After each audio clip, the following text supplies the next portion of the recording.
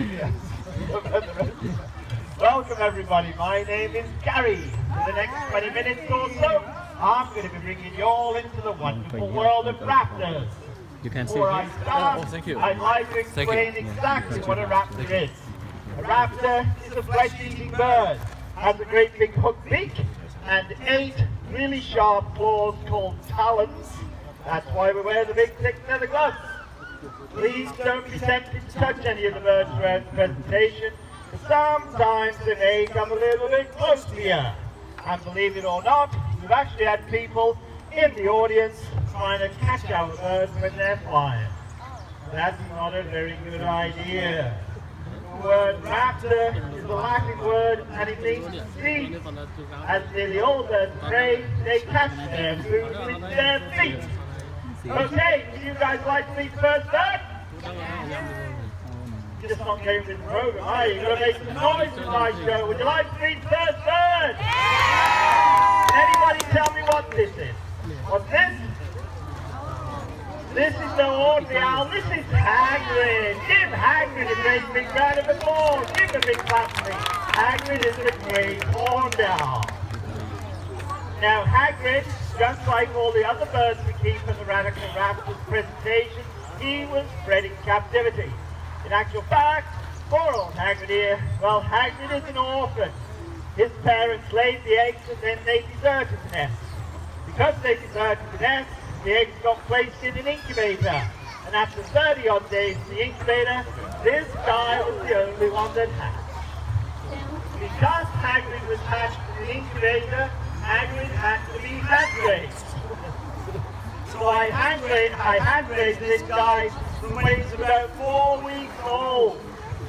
Hagrid here, he's never seen an owl before. Hagrid, he thinks he's a person that can fly. Because he thinks he's a person that can fly, if he comes close to your head, you guys might like duck a little bit. Because Hagrid here, he's not going to move out your way. Are you coming back? Goes over here. And don't play chicken with Hagrid, because that's what I feed the birds, chicken. What are you doing? Yeah, here he comes. It's a bit windy today, isn't it? Boy, I know. So, what's the first thing that you guys notice about Hagrid, right in front of his face? Big things. Right, Hagrid has those huge, great headlight-like eyes. Why do owls have such big eyes? So they can see in the dark. For any eye to work, it needs a certain amount of light. We get our light from the sun. Hagrid would get his light from the moon and the stars.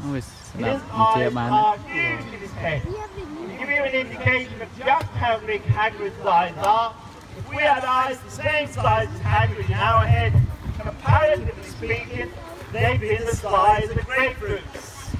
Some scientists believe that an owl's eyesight is about 100 times better than ours at night. Interestingly enough, owls they see in black and white and shades of grey. I guess there's not much point in seeing in colour when you hunt at night, is there? So, can any of you people see Hagrid's ears?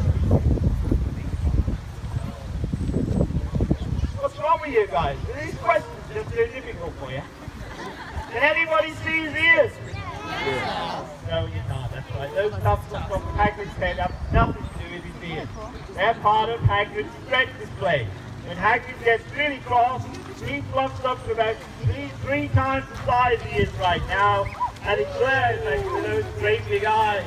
Nobody wants to mess with a cross-grade horned owl. But Hagrid, he does have ears. Maybe you guys have often wondered why owls have this kind of satellite dish-shaped face. Just keep your hands down, buddy. Don't try and touch him. That's to channel all the sound to their ears.